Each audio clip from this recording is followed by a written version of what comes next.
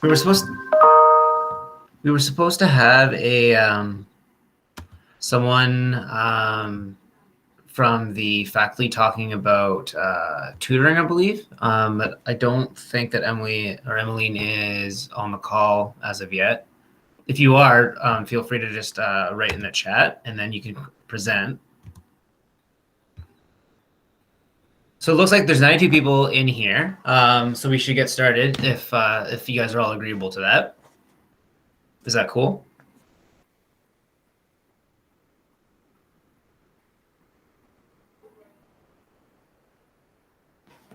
I am. Can someone quickly send a message in the chat? I think that it's frozen on my end.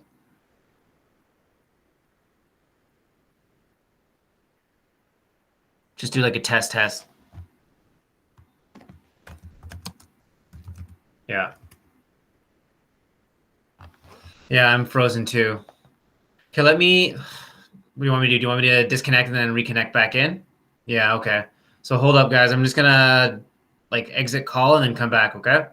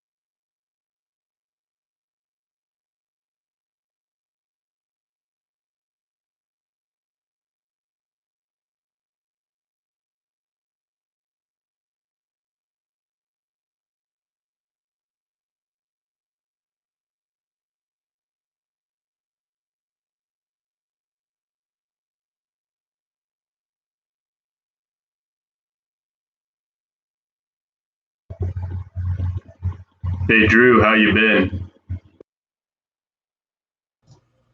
Who was that? I couldn't even tell the voice.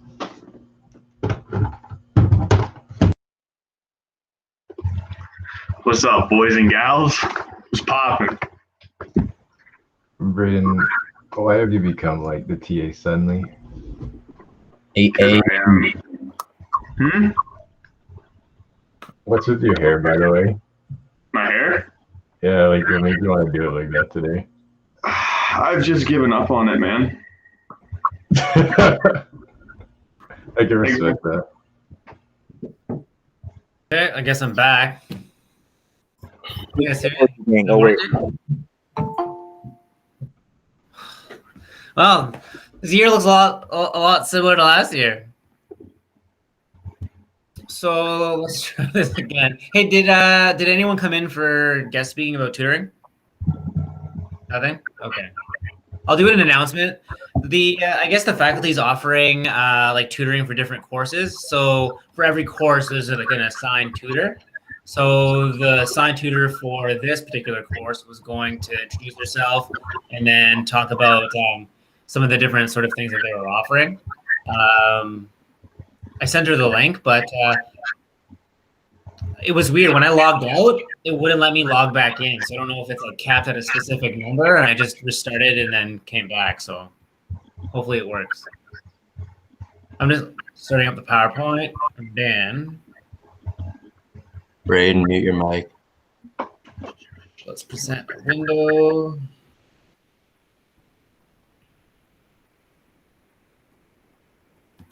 There you go. Okay.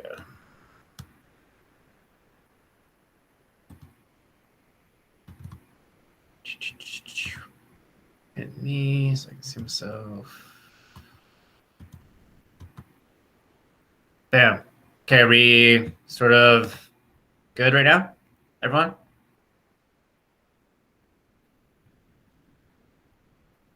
Oh no. Yep. Oh, thank God. Okay. So can you see the lecture slides? And then someone do like okay, good. Yeah. So everything's sort of working. So just to reiterate, I will be recording every lecture and then reposting it onto YouTube and then posting the link for everyone. So that way they'll be able to, or you'll all be able to see on your own time the lecture like format. And then the slides are all posted as well. So today what I wanted to do is that we're actually going to have a fairly decent lecture. But I, again, just wanted to start with just introducing the course. Now, did I have the majority of you guys last semester for Intro to Movement Neuroscience? Okay, that's good. Because this course specifically builds on an understanding of that course. It's not heavy on the anatomy part of it, but it is sort of talking about now that you're sort of aware of how the sort of anatomy or the neuroanatomy is arranged, this course is looking at some of the behavioral and cognitive factors of how the brain specifically controls movement and how we are able to learn to do skillful movement. And that's the key. So we have a question from Violetta. Which email is right? The one on the slide or the Ontario Tech? Oh, the Ontario Tech one, actually. It should still link, like they're still sort of linked, but I'll change the slides.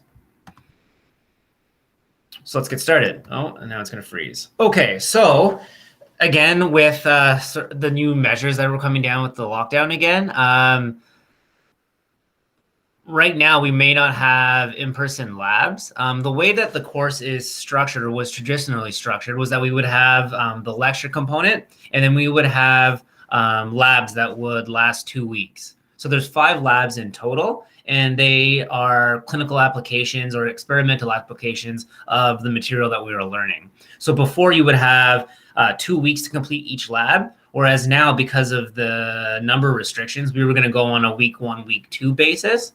But even then, now with the lockdown, we may not be able to have in-person labs. So what I wanted to do was I was asked by the faculty to create a questionnaire to see if things reopen, who would be interested in coming into the lab and who would be interested in just keeping it virtual. Either way works. If the labs are in person, they're going to be on a group 1, group 2 basis, and that's listed in the syllabus. Because there's no lab in week 1, labs would traditionally start with week 2 then. It would go alternate week 2, week 1, week 2, or group 1, group 2, group 1, group 2 in that format. But we may just end up being virtual throughout the rest of the semester. And then that's the case, that's okay. I'm working with the faculty to get every videos of how to perform the lab, so that way you guys can watch it. And then you would be able to take sample data that we give you and then create the lab report based on that data. Is that okay, everyone? Or do you understand that? So alternatively, instead of in-person labs, what you would do is have a virtual or a video of the lab protocol, and then you would be given sample data that you would be utilize to create the lab report. Is that okay? Or do you understand that, everyone? Okay. So again, just like last semester, we're going to kind of have to go through the semester and sort of go week by week and sort of alternate stuff. The way that the course was structured as of last week was that we were going to have 5 labs that were each worth 4%. So each of the labs are not too difficult. I think they're between 15 to 20 marks each. You typically have 2 weeks to do them. And they are based on material from the previous 2 lectures and specifically looking at data from the lab. The way that it works now, or previously, was that each report was going to be 4%. But if they're going to be a sort of a video where you have to watch the lab, what they may end up doing, and we're still working with the faculty with this, is that instead of the 4% per lab, you'll get 1% by watching the video and answering the question at the end, and then 3% for the lab report. So each lab will still be worth 4%, but you would get a percentage to just watch the video. So we had a question from Roya. The lab reports are due before, because each lab is 2 weeks, right? They're due, it ends up being due before the next time you have a new lab. So the dates in the syllabus are what I'm saying. You have online quizzes. Each of them are worth 2.5%, so you have 4 of them. The first 2 are going to be due before the midterm. The last 2 are going to be due before the final. And what they are is that they're quizzes or just question banks that you go in and answer them, and you can log out and log back in. And you just have to have them completed before the midterm. And so they cover questions based on the lecture material. The midterm is March 2nd. We have an assignment that's going to be due the last day of classes. That's going to be worth 20%. And then the rubric and sort of outline for that assignment are already posted, but I will go through that specifically just so that way you guys are aware of what it entails. It's basically discussing a specific motor skill and making a report based on the things that we've learned throughout the course. And then the last thing is that we have a final exam. It's going to be virtual, and it's going to be worth 27%, and that will be cumulative. Is there any questions about sort of the breakdown of the the way that you get your marks in the course? The only thing that I would want to reiterate is that, again, we have 5 labs that were supposed to be worth 4% each. If we are going strictly virtual, then each lab will still be worth 4%, but 1% is going to be dictated or specific to you watching the lab video. That will all be outlined by me and also on an announcement on Canvas once the faculty sort of figures out what's happening, okay? Any questions in relation to that, everyone?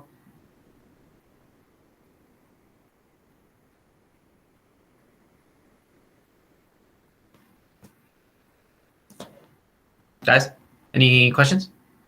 Nope, okay, perfect. This is the textbook for the course. Now, just like in Intro to Movement Neuroscience, all of the questions for the labs, or sorry, for the midterms are going to be taken from the lecture slides. This text is a helpful text. It's a really good one. There is an online and there is a print version of it. It's to reiterate a lot of the information that were sort of presented in the lectures, and it does give better examples in terms of like different research or experiments that have been done in motor control and learning research. So if you found that after the first couple lectures that you weren't sort of like getting in the material, the textbook would be something that you could utilize to sort of like improve sort of your learning. But I get this question a lot. All of the questions are taken from the lecture slides, not from the textbook. Any questions with that?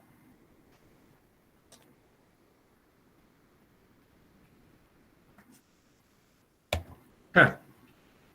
So let's talk about this course specifically now. Do you guys have any idea in terms of when hearing the term motor control or motor learning, do you guys have any idea about what it would entail?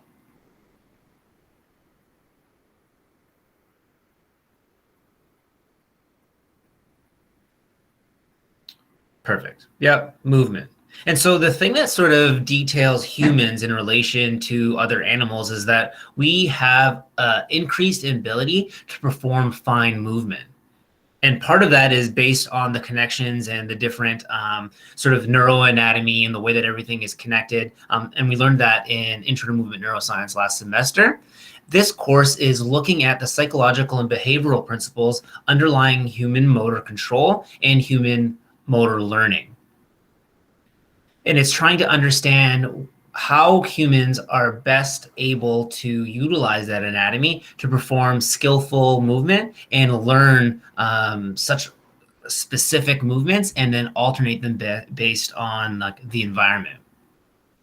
The course topics are going to be broken down into the classification and measurement of motor performance, the role of different sensory processes in motor control. We're going to be talking about memory and attention, and that's going to be helpful for sort of understanding cognitive learning as well. And then we're going to talk about feedback and practice. And basically some of the principles that we are going to learn is going to help you sort of understand how to optimize someone's learning. So it's going to be relative to you as a person and learning different motor skills, but also for a lot of the different fields that we're going to end up in, or that you guys are all going to end up in. So coaching or athletes or clinical or occupational therapy, hospital. When you're ever having to learn or teach someone to learn a different motor skill, a lot of these sort of principles are going to be helpful towards your career. And I do get that a lot in relation or in comparison to Intro to Movement Neuroscience, where a lot of it is based on anatomy. The feedback I get from this course is that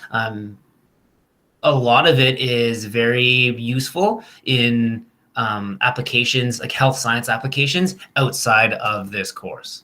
So hopefully that excites you a little bit.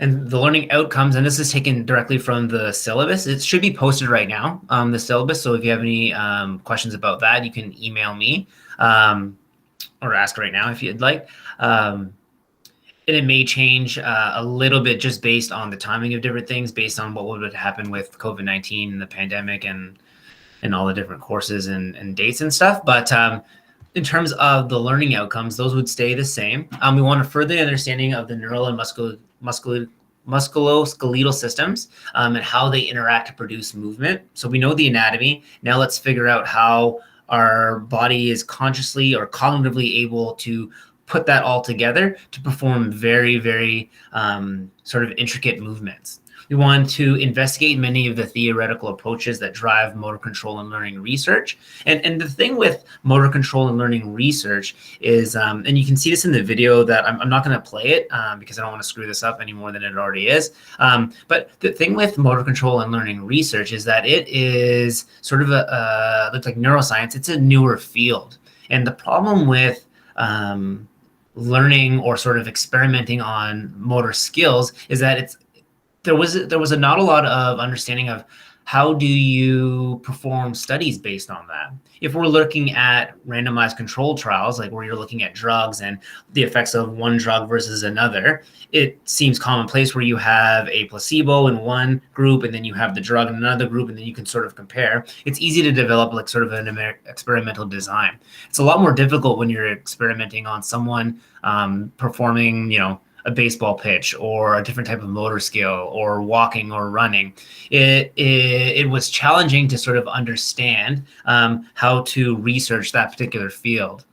It was motor control and learning research that sort of came from psychology. It started in psychology and behavioral psychology, and it was from that where it wanted to develop more into a science group. And so in the video, you can see a lady from UCLA talking about the history of motor control and learning research. It was that research that actually started the idea or the science of kinesiology. So it's interesting because, again, kinesiology is defined as a study of movement, and that's what you guys are all taking as a major. That sort of field came from motor control experiments that started off in behavioral psychology.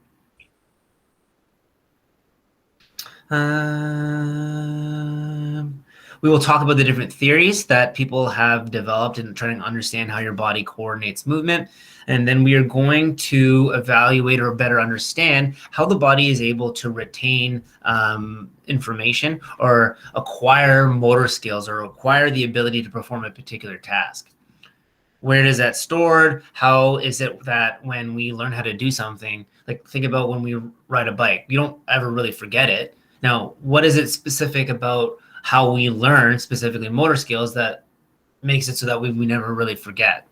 And then the last thing is that with the course, we're going to be talking about practice and feedback and how we can utilize that to take people, whether in a sport or clinical setting, and maximize the performance of that particular task, whatever they're sort of learning about.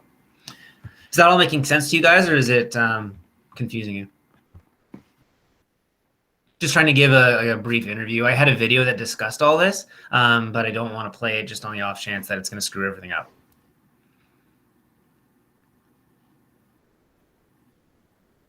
You guys okay? Everyone? Yep. Good. Okay. So the outline for today's lecture is we're going to be discussing the introduction to what are motor skills and abilities. They're going to be talking about how to break those down into skills, actions, movements, and neuromotor processes. And then we're going to be finishing off the lecture talking about how we classify different motor skills. And so we're going to be talking about one-dimensional classification systems, as well as Gentiles, which was an experimenter, two-dimensional taxonomy. So how to differentiate between different types of motor skills. So if you were to compare pitching a baseball versus playing the piano, they both involve us having to move our bodies. Are they similar? Would they be considered different? And if they are different, what is different about them in terms of how we control our bodies? And that, again, is sort of the question that sort of plagued experimenters when they first wanted to better understand how we cognitively control our bodies. How do you differentiate between different tasks and how your body would sort of control those mechanisms differently? So let's first talk about an introduction to studying motor skills and abilities. So we want to study motor learning and motor control because humans are sort of unrivaled in their ability to perform fine control. Now, we know that from a neuroscience perspective that the motor planning areas in our brain cognitively are a lot bigger than in other sort of animals. Now, we are unrivaled in our capacity to learn motor skills. So we can watch and observe, think of it like as a young child, or even when learning new skills, we're able to watch other humans perform a task, and we're able to learn that through watching. And so we want to understand the process of how we are able to learn to manipulate our bodies so skillfully. When we move and typically we perform movements with a particular purpose or goal. So if I want to pick up a cup to drink coffee, the purpose of my movement is very specific, where the goal is to pick up the cup and then drink it. Think about other types of tasks: brushing my teeth, lifting a box, doing a sport, or working out. Different types of tasks are going to involve our ability to control our muscles and joints, to manipulate our body and interact with the environment that allows us to achieve a particular goal. Each task that we perform is a type of human behavior called motor skills. So skills or motor skills are our ability to have a goal-oriented movement of our body to achieve a particular skill or to achieve a particular task, sorry. Now, what we're going to learn through this course is that motor skills are a product of skill acquisition through learning. And that's why we have this course as motor control and learning, because the two are intertwined. Now, if we're going to learn a new task, it's not like the Matrix where you can download that skill into your brain. How would you say that our body or our mind or our brain is able to learn a new task? Now, these were different videos. Imagine learning to do a tennis serve.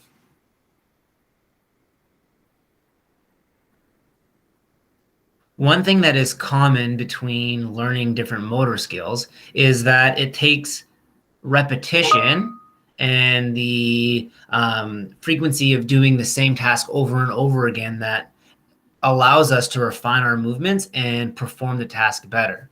So one thing with motor skills is that we learn the ability to do them through repetition. And that's consistent across all different types of motor skills.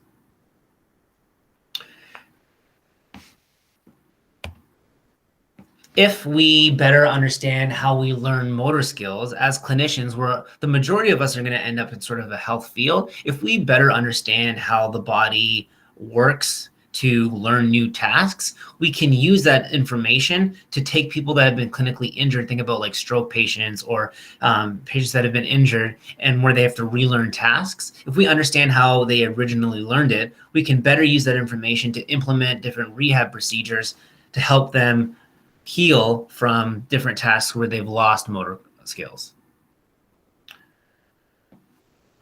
In terms of sort of comparing the two, because the way that this course is sort of divided up is the first half is talking about motor control specific stuff, and then the second half is talking about motor learning. Now, I did say that the two are intertwined. However, the difference, the similarity between the two is that they are both studying the performance of motor skills. So I kind of touched on it in the previous couple of slides, but motor skills would be defined as activities or tasks that require voluntary control over movements of the joints and body segments to achieve a goal. Okay, so think about all the different motor skills that we can do. Each of the movements are voluntary control of our body, so the joints and bones, to manipulate our body and the environment to achieve a particular task. That's what a motor skill is. And this course is talking about the different ways that we have researched motor skills. And what that does is it allows us to understand how we control our body and how we learn new motor skill or tasks. Motor learning specifically involves the study of the acquisitions of motor skills. So think of the process of learning a new skill through repetition. What is it about the repetition that allows us to sort of retain that information? It's going to look at the performance enhancement of learned or highly experienced motor skills. So if you think of like a elite athlete that wants to get better, what are things that you could do to someone that already knows a motor skill to learn it even better and do even better? And then the last thing would be the reacquisition of skills following injury and disease. So think of like a stroke patient that has lost the ability to walk. They have to relearn that ability. So motor learning research looks at the learning of motor skills initially when you want to take a skill that you know really well and make it even better, like in athletics, or the reacquisition of skills that you've lost or a patient has lost following injury and disease. So by studying sort of this information, think about clinically, if you understand how a human learns, what type of feedback could you provide someone? Think of like a stroke patient. What sort of feedback could you give them to help speed up the process of them relearning to walk, for example?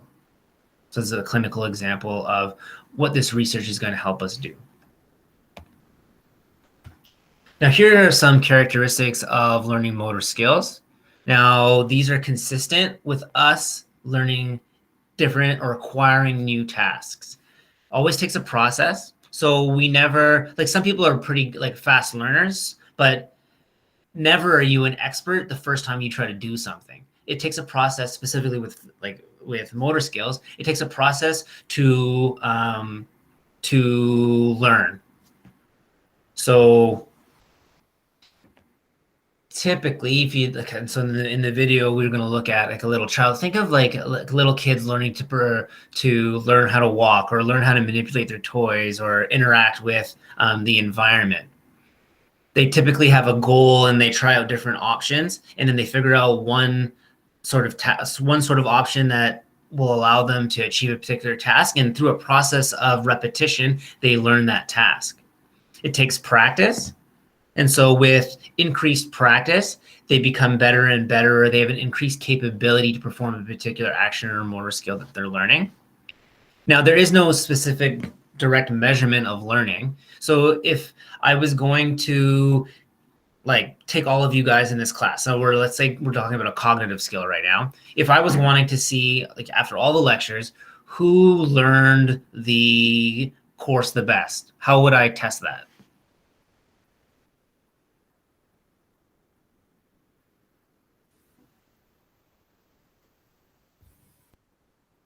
So we test it through marking, right? Through like sort of a midterm or a final exam and tallying up the marks. With motor skills, there's no real way to say, like there's no way to measure this person learned more of the motor skill than this person. It's inferred based on observation.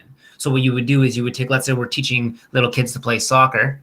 After, like their camp, you would say, okay, well, the people that, or the children that are performing better at that skill have therefore learned better. I'm observing them. They are kicking the ball better than the other students or the other children, which means we can infer that they have learned better.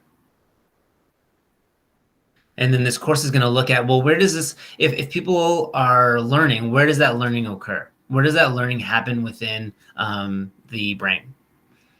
And then this is one thing that I touched on again. Can you guys see the cursor, by the way? Okay, good. So one thing that is interesting is that once you learn a motor skill, you can get rusty, but you never really tend to lose the ability to do that. The only time that you lose that ability is when you have like sort of a neurological impairment or disease. So that was motor learning. Motor control involves the study of the behavioral and neuromuscular mechanisms which produce coordinated movement. So this is looking more at the science of how your body is able to coordinate all of the different processes. So looking at the environment, all the different sensory processes, and how to manipulate your body when performing a motor skill. So in terms of motor control, it's sort of the study of understanding how your body is being controlled by the brain better. And so a question that would ask is that if you take someone that is learning a new skill, give me a random skill. Anyone? Typing, sure.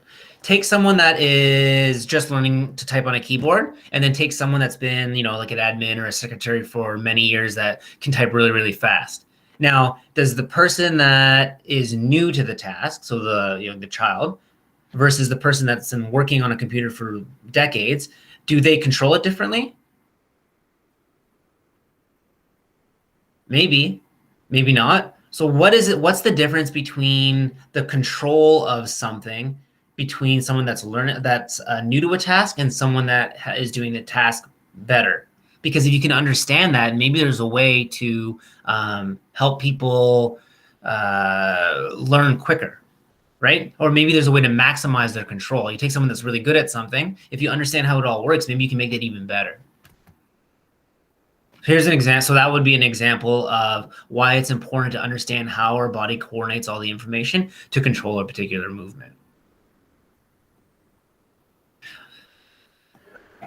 One thing that I'll say about like humans and motor skill, if you think about like someone that plays sports, okay? Think of like basketball, for example.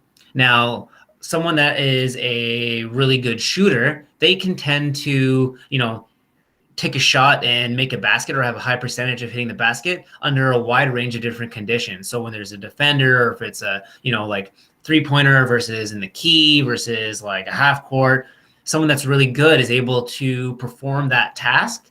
And in this case, the task or the skill would be performing a jump shot under a wide range of different conditions, right?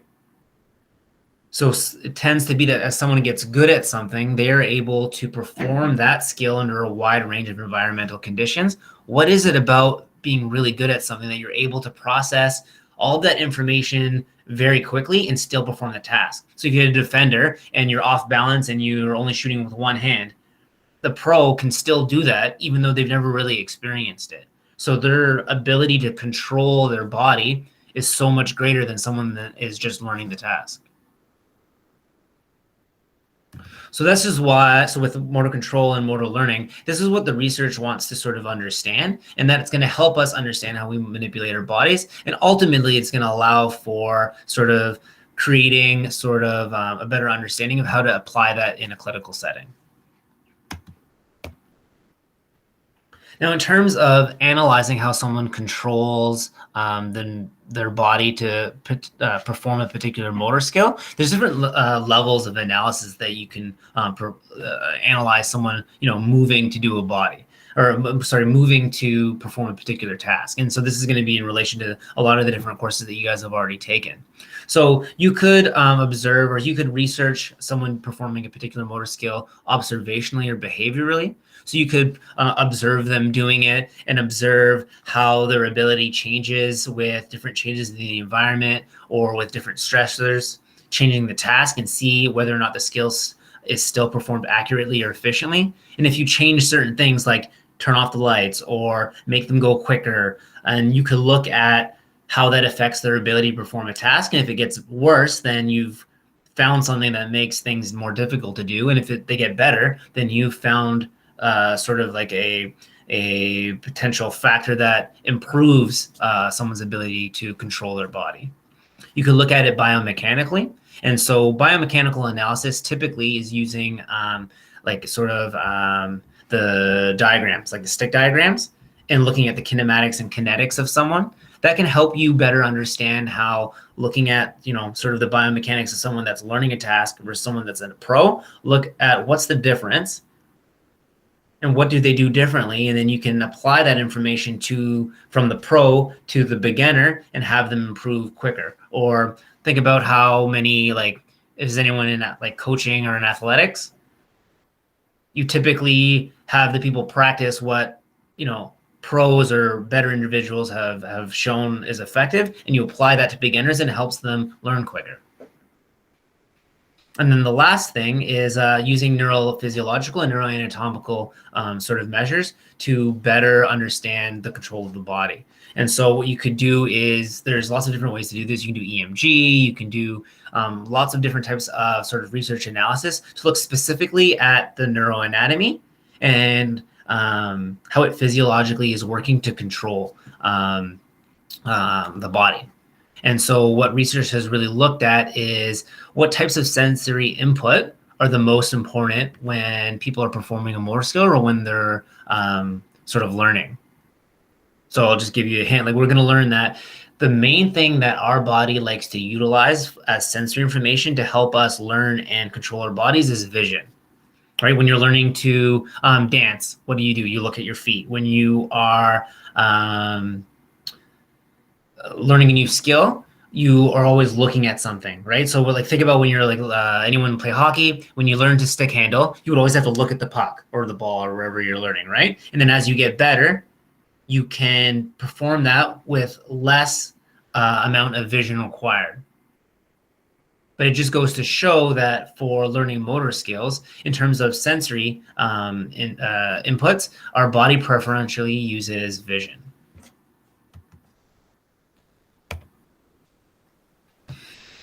Any questions, guys? Not going too fast for you? Okay. Again, this is just an introduction course. I'm trying to like just go through what the videos we're trying to say and talk about why this course is sort of important or how it could be interesting for all of you. When we're studying motor control, we are going to look at the different variables that affect motor performance. So reaction time, these are going to be like sort of like the things we're going to be discussing in the next couple lectures. Reaction time, speed accuracy trade-off, memory, attention, the use of feedback, how long it takes to for something to become automatic, and then the differences between like sort of an expert versus novice. And what this does is it allows us to take this research and apply it in different or developing different guidelines in physical therapy and rehabilitation settings. So this would be important for a lot of you, depending on where you end up in health sciences, specifically if you're going to be dealing with like patients or athletes or injuries, for example. Now, one course that has talked a little bit about the things that you would be discussing in this course is motor development. I think that I don't know who teaches it. I forget her name. Oh, Megan. Have you guys taken motor development yet? Okay, so it's the same idea, right? So that's also looking at the development of motor skills, but that course specifically is looking at how motor behavior changes from infancy to old age. But there are some sort of similarities when talking about, for example, like self-organization. That's a motor control term, and that is a theory that we're going to be discussing again in this course. So hopefully you can be able to apply some of that course to the knowledge in this course. And it's applicable for us as well because, for example, when let's say we're treating, a lot of the times we treat people, we're treating elderly patients. What's the difference between the control of elderly patients and their body, how they tend to get injured more? So what is it about being older that allows them or prevents them from moving in the way that they did when they were younger? So there's a lot of different factors, obviously, but that's an example of how motor development helps sort of relate this to, or motor control research to clinical side. We're going to get started with talking about motor skills, but just know that research assumes that our ability to perform a particular motor skill is going to be based on 3 factors, okay? So whether or not we are going to perform a task is going to be based on the specific motor skill. So picking up a cup versus playing the piano. One's a lot more difficult than the other. So our ability to perform a motor skill is going to be dependent on that task itself. So whether it's difficult, whether it's very, very intricate, it may be intricate for one person and not another based on the things that you've previously done, right? So someone that plays the keyboard is going to be a lot better at, I don't know, playing, maybe playing guitar, right? Because they're going to be used to using their fingers versus someone that had no experience. So the factors or the specifics of the motor skill are going to dictate whether or not it's easy or hard to do. The performance environment. So think about performing, well, think about when you are playing basketball. So what happens when the away team is shooting a free throw? When there used to be crowds, they would all freak out and make it a more stressful environment. So technically, it may be harder for the away team to perform free throws because they have all that added pressure. What about with lights? So what about playing baseball at night? So under like lights versus during the day? What is harder? What's easier? Maybe it's less visible at night, but then the sun's not glaring in your eyes. What happens if it's raining outside? What happens if you're playing football and it's raining and slippery versus when it's dry and not slippery? The performance environment or where you're performing the task is also going to dictate whether or not the skill is going to be easier or harder to do. And then the last thing is the physical and physiological characteristics of the person performing the skill is also going to dictate or have a factor in whether or not the person is going to be able to perform the task. So maybe the person is better experienced in a particular skill. Maybe the person is better experienced and so they don't get stressed out. The physical and psychological characteristics of the person is also going to dictate whether or not a task is going to be performed. And so when looking at motor control research and the ability to perform a motor skill, so if you look at this slide here, our motor skill or ability for motor skill performance, so whatever the motor skill would be, is going to be factored by the person, the skill itself, and then the performance environment. So these three are going to factor in someone's ability to perform a particular motor skill. Does that make sense?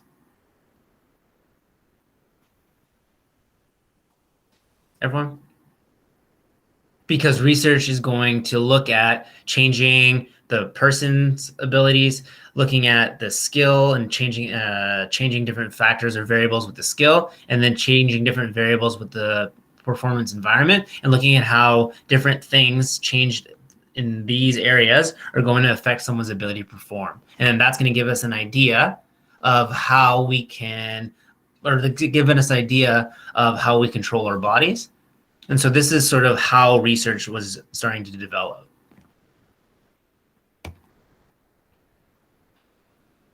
So the second thing is, now that we understood, okay, so based on this slide, this is how we're going to analyze different motor skills and get an idea of how we can develop theories and better understanding of how we control our bodies from a neurophysiological perspective to perform different motor skills.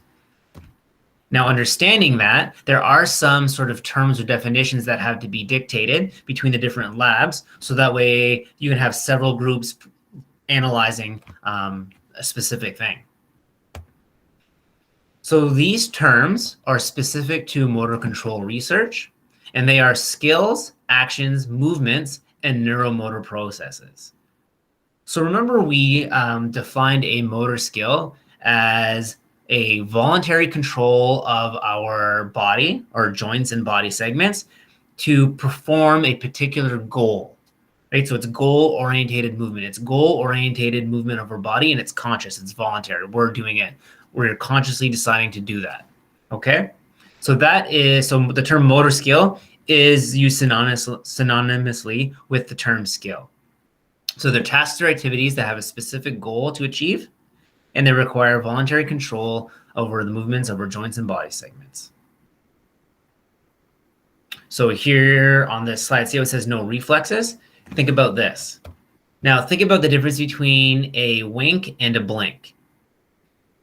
So a blink is automatic. It's not voluntarily done. It just kind of just happens, right? Whereas if I'm winking at someone, if I like crushing on someone, I'm trying to get their attention, or I let them know what up, I'm doing that on purpose. So it's the same movement per se. It's the same. It looks the same, but they're two different neural characteristics. A blink is a reflex. It's not conscious, whereas a wink is the voluntary control of the muscles of our eye to make that motion. So a wink would be a motor skill, whereas a blink would be a reflex. Does that make sense, everyone?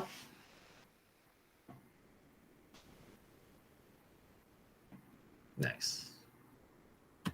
Cool. I don't know. I don't know how many. What's the average that someone blinks in a minute, based on what Nicholas is saying?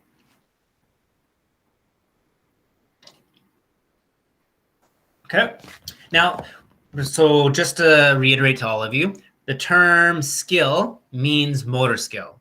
So when we're talking about, oh, that person can do different skills, we're talking about they can do different motor skills, okay? It's not to be confused with the term skilled, which is also an adjective. So what we say is that the term skill can also be an indicator of the quality of performance. So if someone is, when you say, oh, wow, that pro athlete, like whoever, like LeBron James, they're so skilled, It means that in comparison of performing that motor skill to other people, that person does it very, very well. So the adjective skilled, think about, because this is helpful because it's going to help us differentiate between how someone performs a motor skill when they're novice versus when they're a pro or an expert. When someone's really good at something, they can achieve the skill with maximum certainty. It can be achieved under a wide range of conditions, and it can also be achieved with minimum effort. Does that make sense, guys? Because these are characteristics that we see between people that as they go from learning a skill and they get from beginner to like really, really good, these are characteristics that we see. As they become more skilled in a skill, they can do it more accurately, they can do it under a wide range of conditions, and they can do it with minimum effort. Drew said probably 7 blanks per minute. I don't know. It's a good Google question. Count how many times I'm doing it. Okay. Now. Oh, well, there you go. Google knows. Thank you, Violetta. Cool. So one thing that I wanted to sort of reiterate is that when performing motor skills, because they can always be, or they sometimes can be very, very intricate, there's always going to be a cognitive component or a processing component of that motor skill. So we want to differentiate between motor skills versus cognitive skills. Right now, you guys are all learning or you're listening to me. And so you're going to be studying and learning the material. That's going to be a cognitive skill because the outcome is more determined by cognitive stuff than motor. Like you're probably going to be writing notes and typing on a keyboard and like clicking and moving stuff, or maybe moving your arm to like do different examples. Does that mean that learning this course is a motor skill? No, because the majority of it involves like cognitive processing. So that would be considered a cognitive skill. Whereas with a motor skill, the motor control is maximized and the decision making is less of the component of achieving that goal. So like playing hockey, so my example is Sidney Crosby. So obviously playing hockey involves learning the sport and understanding the mental aspect of playing the sport and realizing specific things and recognizing plays. So there's a cognitive component, but the majority or the bigger component of it is the motor side. So that would make it a motor skill versus a cognitive skill. Does that make sense? So on this slide here, we're evaluating motor versus cognitive skills. And so we would have this person doing weight training, that would be a motor skill, whereas this person playing chess. So they're moving the different chess pieces, but they're thinking about it. So it's more about the mental aspect. So this would be a cognitive skill. This would be a motor skill. But there is a spectrum, right? There's always going to be a component of each with each of them.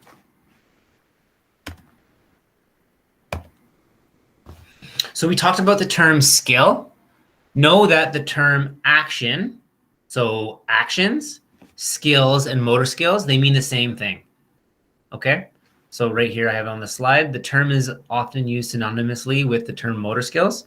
So actions are motor skills, okay? So we have 3 words that mean the same thing: skill, motor skill, actions.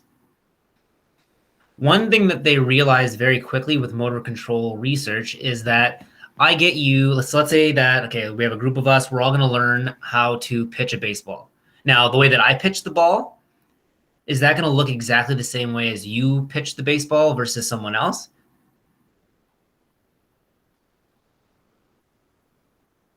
The thing with motor skills is that, or actions or skills, is that depending on the person, depending on the size of the person, the way that they do it, or the way that they've developed their ability, let's say they all pitch at 100 miles an hour. You can't say one person's better than the other if they're all doing it the same, like sort of like ability, but they're going to have different movements of their body. It's going to look a little bit different. So they needed a term to suggest that people are achieving the same skill or action, but they involve different movements. So the term movement, in terms of motor control research, is talking specifically about the specific patterns of motion among the joints and body segments. So the particular movements of the person's body that they particularly use to achieve that action or achieve that skill. And so The movements would be defined as the component parts of the motor skill. So think about pitching the ball. You're going to have shoulder flexion. You're going to have wrist flexion. You're going to have movement of your hips. All of those different like body segment movements are going to be the movements that in combination are the movements of the body that allow for the action goal to be achieved. And the thing with motor control research is that they had to sort of understand that because individual motor skills can be accomplished through a variety of different movements. So think about someone, okay, so let's say the goal is to go up the stairs.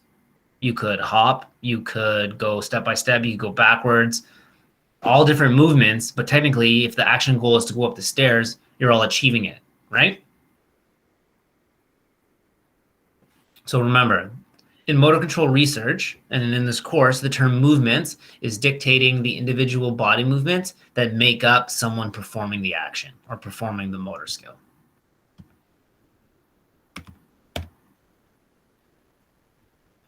And it's important to note because so this is a little bit confusing for everyone all the time.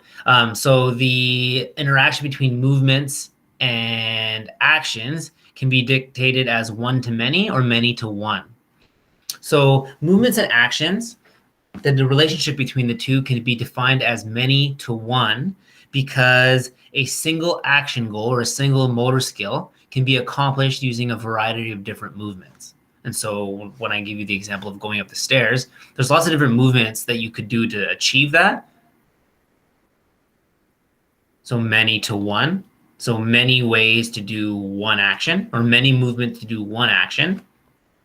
And then it's also sort of listed as a one-to-many relationship where we have one movement can be utilized in many different actions.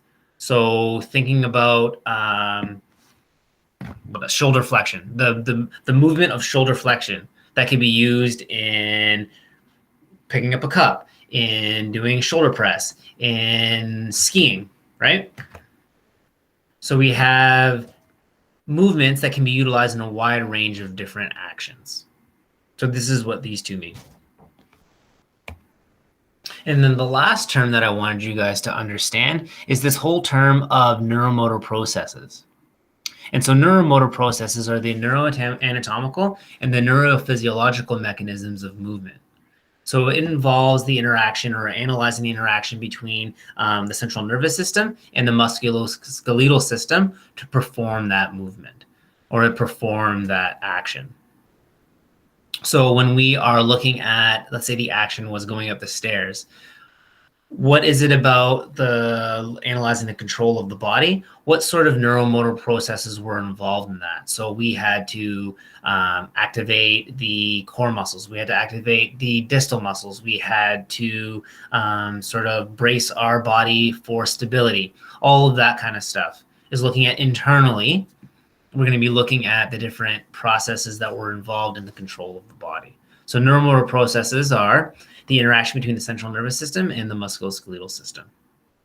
And again, this can be defined as a many-to-one relationship where we have a multitude of different firing patterns and motor recruitment strategies that would produce the same movements.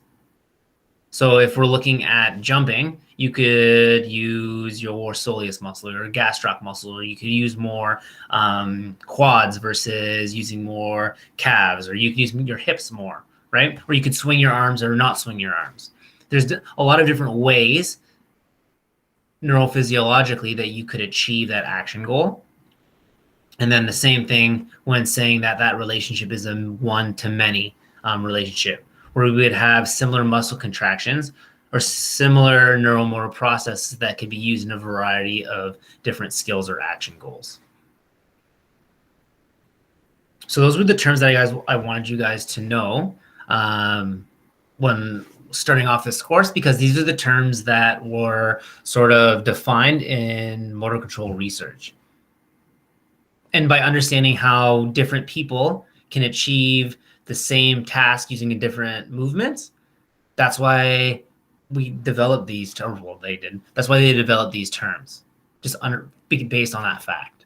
Because again, remember the whole point of this is that they wanted to start to learn and study how we control our body with different skills, because it's going to give us an idea of how we specifically control our bodies. And if we know that, then we can put that into rehabilitation guidelines. And so, as on this slide, we want to distinguish between the different terms that we discussed, because people learn goals, but they use different movements to achieve that same task. Is that good, everyone? We're almost done the lecture. Am I confusing any of you guys? I know it's super general today. And I do encourage you to go back and watch the videos. It sort of helps a little bit. It's not as wordy, but it's just sort of breaking down motor control research and sort of like the introduction of this course. Is it okay if I continue on, everyone?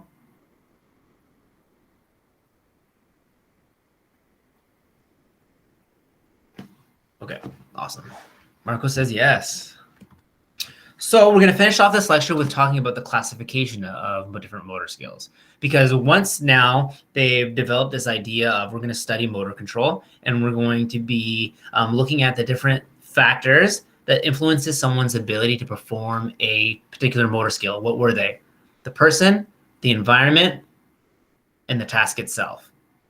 Let's change certain things and evaluate whether or not someone is able to perform that skill better or worse. And that gives us an idea that that is a variable that's utilized when people are controlling their bodies.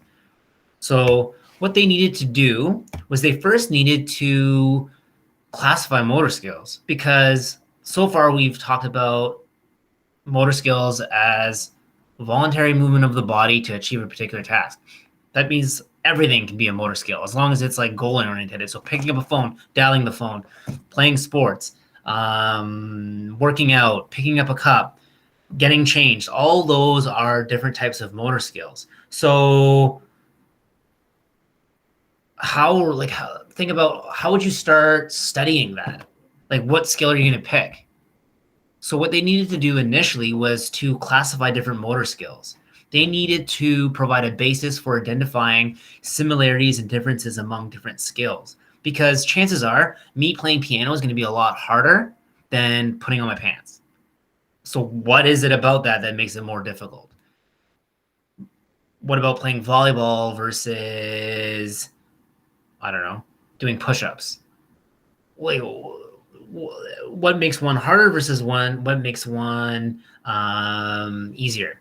And what is there differences in the way that our body controls that movement? And obviously that's true. And so the way that they first needed to do that was by classifying different types of motor skills. Then they could come up with rules as, okay, with this classification, this grouping of types of motor skills, this is what affects someone's ability to perform those types of skills. We're thinking about, walking skills. Okay, well, those are going to include different factors that affect someone's ability to do that. They needed to first sort of differentiate or classify different types of motor skills to group them all together and then compare them all and understanding how our body controls each classification or each class of movement differently. Does that make sense, everyone?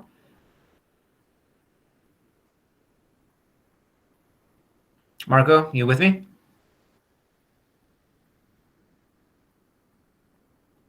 Boom. Marco knows. Okay.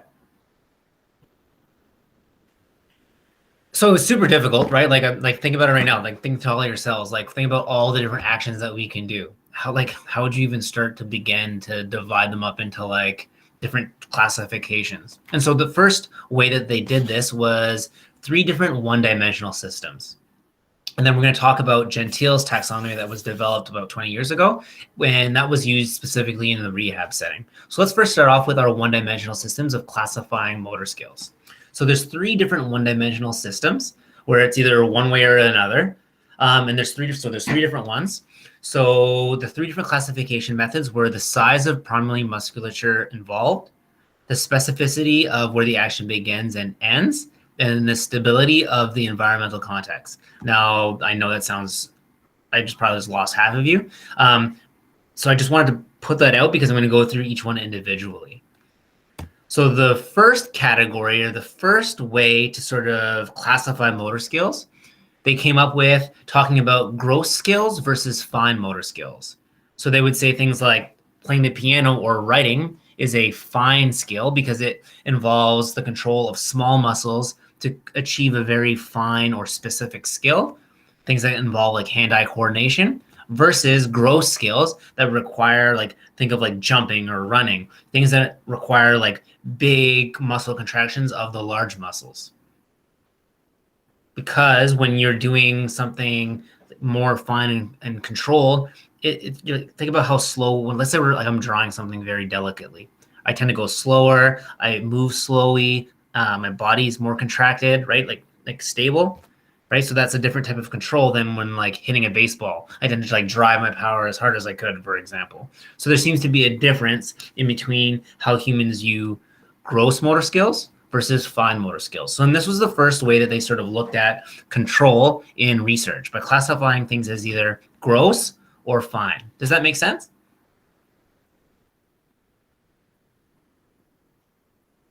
So obviously the problem with looking at specific one-dimensional systems is that things always fall sort of in the spectrum. Like think about like playing hockey or stick handling. That involves big muscles, but it also has some dexterity to it. So it's going to fall somewhere on the spectrum, right? And the majority of skills that we do are somewhere in between like strictly fine motor skills versus strictly gross motor skills. You know what I mean? And so this was the problem with classifying things on a one-dimensional system. It was a good start, but the majority of things that people would study were somewhere, it was hard to put them in there just in fine or just in gross. It was somewhere along the way. But it was helpful in research and rehabilitation settings to start the process of studying motor skills. The second one-dimensional system was the beginning of the specificity and end. And so that sounds difficult, but think about like driving a car or running a race, right? Versus throwing a dart. When I throw a dart, there's a very specific beginning and end. Whereas if I'm watching someone do a marathon, where's the beginning of that motor skill? Is the whole motor skill the marathon, or is the motor skill, one stride length? There isn't really a hard set beginning and end of repetitive motions, but it's still a motor skill. So those take different motor control processes than a discrete skill, for example. So discrete skills would be those skills that have like a specified beginning and end. For example, flipping on a light switch. You move, do it, and it's done. So it's a discrete skill. Usually requires a simple movement. Whereas continuous motor skills, there's an arbitrary beginning and end points. So it revolves around repetitive movements, and that involves different control characteristics. Whereas if I'm learning to ride a bike, I am riding a bike, right? You get going, you consciously start to get the bike going, and then it's like you stop concentrating on it, and then you start thinking about other things, right? You start steering, and it involves different sort of aspects. So it's a different control process, right, from a neurophysiological perspective than a discrete, like tapping a keyboard, for example. And then the problem with, again, defining or classifying motor skills based on this continuum is, again, that most things fall somewhere in the middle. An example is serial motor skills. Like think about, for whatever reason, they did a lot of research of like cleaning and putting together gun parts. A lot of the research initially came from the US military. So that was one thing that they studied, but that's a series of individual skills, individual discrete skills. So like, I don't know, I've never taken apart a gun, but I'm assuming you take off parts, right? Clean different parts, different pieces. It's a series of individual discrete skills, but the whole skill was putting the gun together and cleaning it, I guess. So that's an example of somewhere along the continuum, a serial motor skill. So this classification system, this was the second one. It's learning to define skills as either discrete motor skills or continuous motor skills. Is there any questions about that? I sort of went on a bit on a tangent.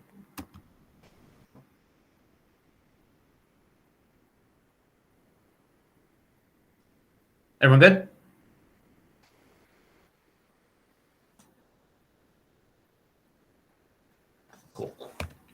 Okay.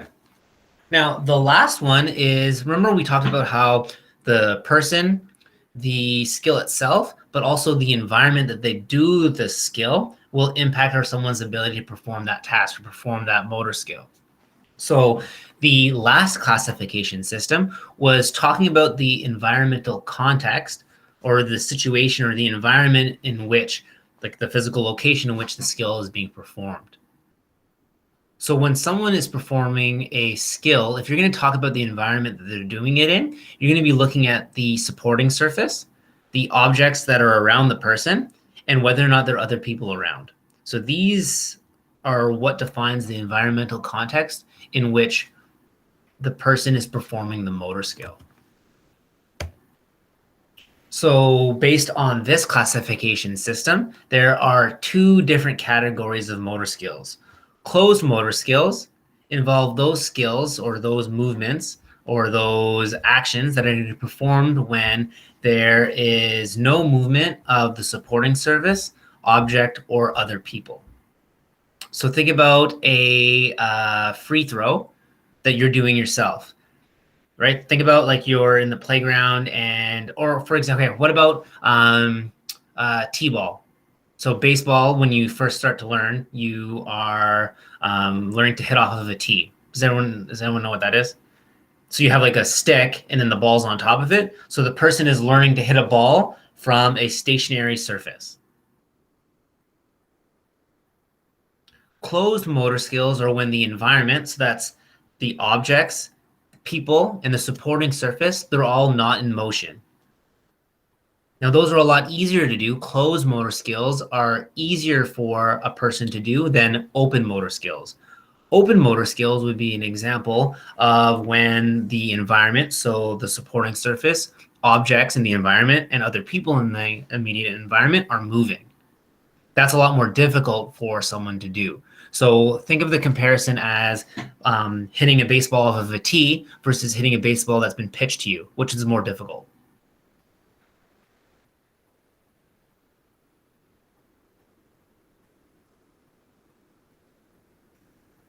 Yes, because you are now having to time your motor skill to an external situation, right? So that's why open motor skills are also called externally paced, because if I'm going to hit a baseball off of a tee, nothing's moving. I get to choose when I start that motion and hit the baseball. So it's self-paced.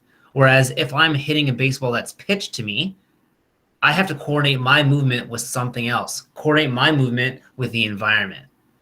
So that's why open motor skills are harder, or they're more difficult, or they require more processing than does closed motor skills. So that's why this was very sort of popular in research, was to classify motor skills as closed or open, because open involve humans having to coordinate their movements with the environment. So it involves all these sensory processes. So that's why this was used in research as well. And then the same thing with the other two is that they found that there was a continuum of where skills lay.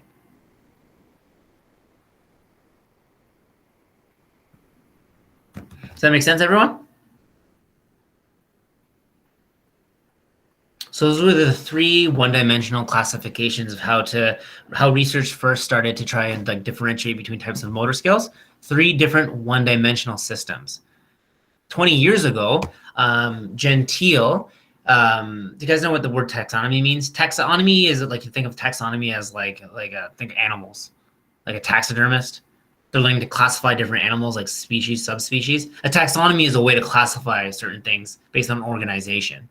So Gentile was a researcher, and they developed a two-dimensional taxonomy to classify motor skills. And the reason why they did this is because they wanted to evaluate someone's ability and then also have a guideline of how to make things incrementally more difficult and for rehab purposes. So this is where this was developed. And what they did was they developed a system that would evaluate two different things: the environmental context of someone performing the skill and then the function of the action or the type of skill that they're doing.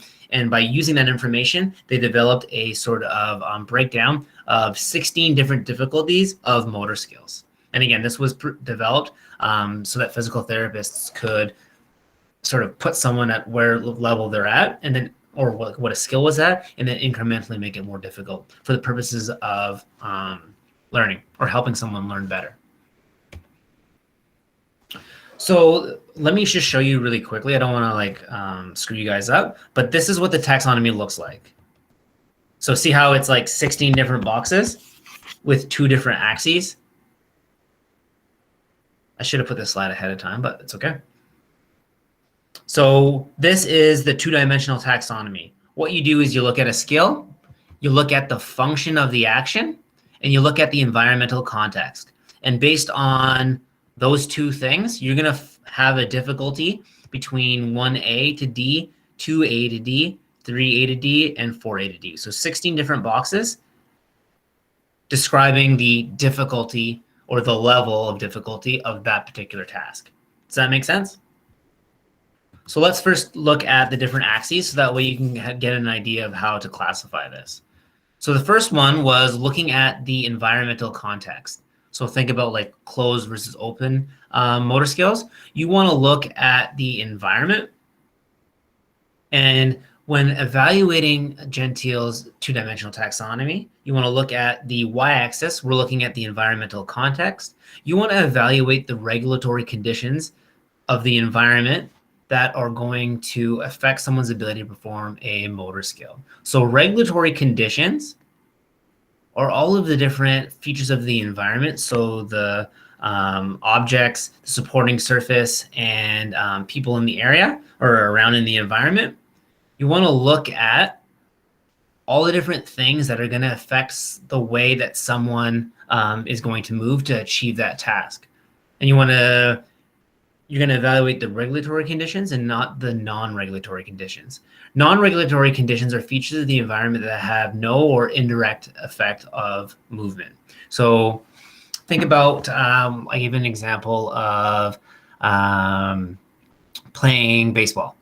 So if we play baseball in the day versus the night, that doesn't count as a regulatory condition because the movements are still going to be the same depending on whether the person is playing at the nighttime versus the daytime. Regulatory conditions are things like different objects or people or the supporting surface that are going to affect the way, or things that we're going to have to consider how we move to achieve that particular goal. Now, this should get a lot easier to understand as we go through different examples, but when evaluating the environmental context for Gentile's 2-dimensional taxonomy, we're looking at the regulatory conditions of the environment, things that would affect the way that someone has to move. Okay. So think of a hypothetical example of watching someone pick up a drinking cup. So look at the regulatory conditions example of someone picking up a cup to drink out of it would be things like size, shape, weight, texture, orientation, and position of the cup relative to the performer. All of those would have an effect on the movement required to lift up the cup. So if it's a big cup, I'm going to have a wider grip. If it's a small cup or a mug, I can use like a finger or a pistol grip to pick it up. If it's further away, I'm going to have to reach further.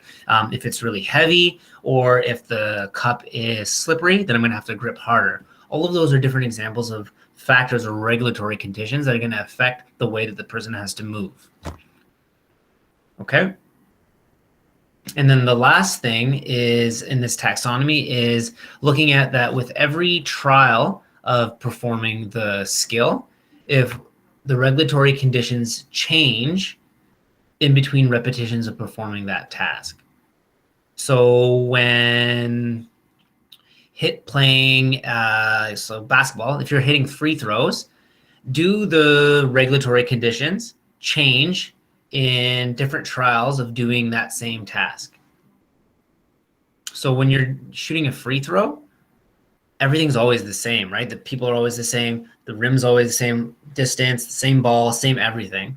Whereas if I'm shooting a jump shot in a game, that's always a little bit different. Every time I shoot a shot, things are going to be a little bit different. So free throws would be an example of no intertrial variability, whereas all of the regulatory conditions are the exact same every time you perform that motor skill, versus intertrial variability, where there is intertrial variability, means that every time I perform that skill, all the regulatory conditions are going to be a little bit different. With intertrial variability, it makes it more difficult because we have to sort of be aware of the environment, and then our body has to process how to change the motor skill a little bit to achieve that skill based on the conditions of that specific trial.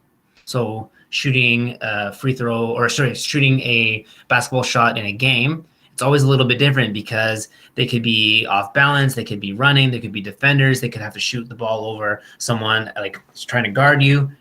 Every time you do that, it's a little bit different. So there's a level of difficulty to that. So what happens is when you look at the environmental context, so this is the y-axis in the Gentile's taxonomy, you're going to be looking at the regulatory conditions and whether or not they're stationary or in motion. And then whether or not with each repetition, whether or not it's stationary or in motion, whether or not there is intertrial variability or no intertrial variability. So what that does is it gives us 4 different options. Does that make sense, everyone? It's just a way to sort of like group it. I know it's a little bit difficult, and it's harder because in class I used to sort of bring people up and we used to like all do it as one. But go through this, and then if you guys aren't getting it, then I'll come up with different ways to sort of make sure that I can teach you guys virtually. Okay, so the x-axis then is called the function of the action. So it's going to be dictating or detailing the specifics of the movement itself. So does the movement occur with body stability, or does it occur when the body is moving?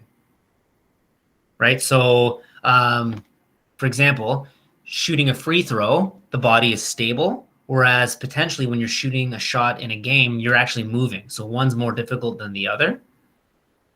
And then the last thing is whether or not that action involves manipulation of an object. Because running versus running and throwing a javelin, which one is going to be more difficult, right? Running plus manipulating an object is going to have a higher degree of difficulty in terms of processing than just moving. So this is the x-axis of our taxonomy, and it gives us 4 other options as well. So is the body moving? So is the body stability or body transport? And then each of the situations, are we manipulating an object? So hopefully that's not too confusing for you guys, because what happens is that when you look at this taxonomy here, this is what it looks like, but now you can understand the y and x-axis. So the y-axis is the environment that the person is performing the task. So are the regulatory conditions stationary or in motion? And in each of the situations, is there no intertrial variability or is there intertrial variability? And this is going to give us our level of difficulty of the environment. And then the x-axis is looking at the function of the action, or the actual function of the motor skill itself. Does it involve body stability or body transport? And then in each of the situations, does it involve manipulating or not manipulating an object? And so looking at, I say now it makes a little bit more sense to you guys, hopefully. But based on now this, you can classify a motor skill in one of 16 different difficulties. So then you can look at, the difficulty of a particular motor skill, how to make it harder, or you could sort of evaluate, you can look at someone doing motor skills and think of it like a patient. What level are they at? And then how can incrementally make it more difficult for them? So let's come up with an example. So how would you classify shooting a free throw? Okay, so everyone, we're talking about shooting a free throw. Okay, so let me give it someone. Marco, would shooting a free throw be stationary? So when shooting a free throw, let's look at the environment first. Is the regulatory conditions, are they stationary or are they in motion? Okay. And then with each repetition of shooting a free throw, do the regulatory conditions change?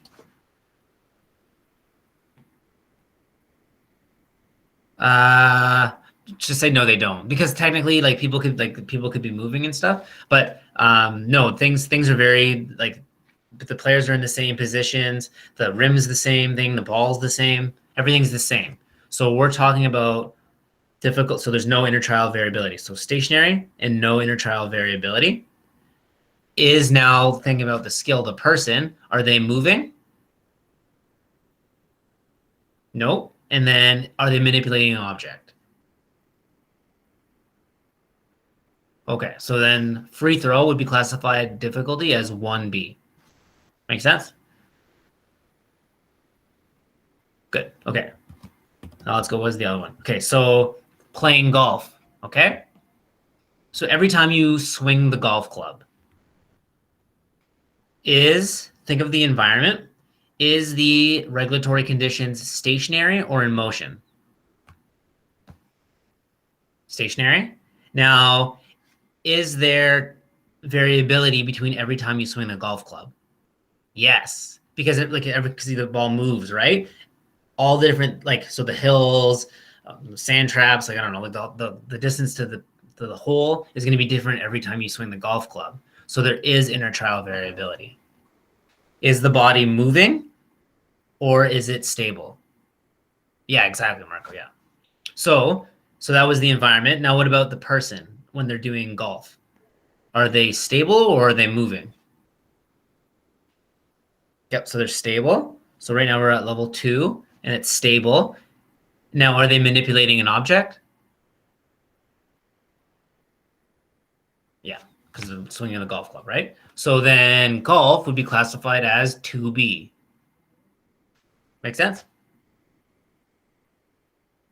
Does someone want to throw in an example?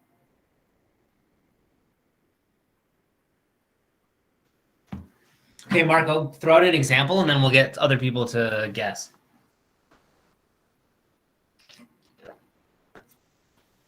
Think of something. Free kick in soccer. Okay. Who wants to go? So, free kick in soccer. Is the environment stationary? So the regulatory conditions, surfaces, objects, and people, are they stationary at the beginning of a free kick in soccer? See how the people are kind of jumping? I would say yes, they're stationary. Okay. Now, is there intertrial variability? So every time there would be a free kick, is it a little bit different? Yeah, I don't know. I think because the people are a little bit in different positions each time. Does that make sense? So I would say that there is an intertrial variability. The wall moves. Yeah, there you go. Okay. So now let's talk about the function of the action. Is the body stable or is it in motion?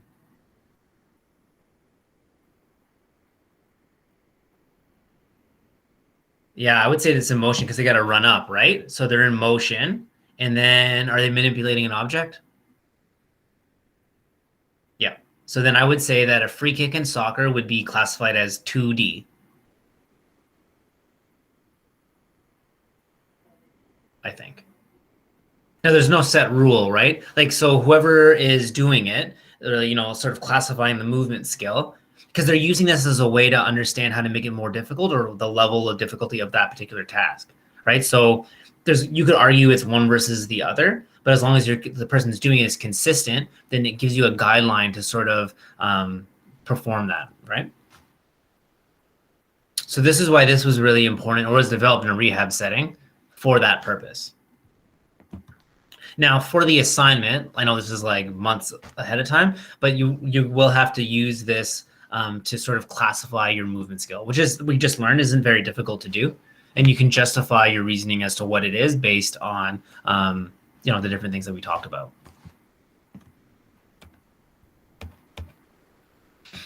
Right? And so this is an ability, or this taxonomy allows us to perform an evaluation of motor performance capabilities of someone. It gives us an idea of limitations or deficiencies, how to increase or decrease the difficulty of someone performing a task to help them learn. It gives us a systematic basis for progression. So, you know, how do you make something harder? If you have 8 different coaches, one person's going to make, change certain aspects. Another person will do something different. At least this gives us a guideline for a systematic level by level increase in increasing the difficulty of a motor skill that we're learning. And that's it. So any questions before I get going, guys?